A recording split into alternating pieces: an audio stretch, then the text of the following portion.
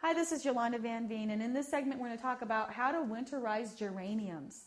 I love my geraniums. I've got some in hanging baskets and some in the garden, but they won't make it over the winter if I leave them outside.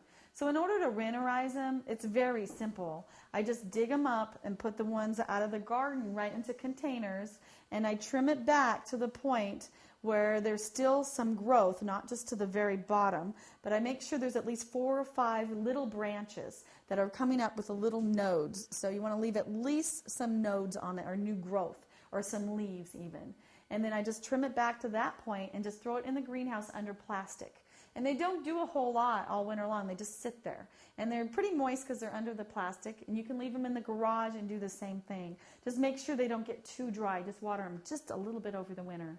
In my hanging baskets, I do the same thing. I just trim out pretty much all the foliage, leaving just a little bit of growth on the bottom.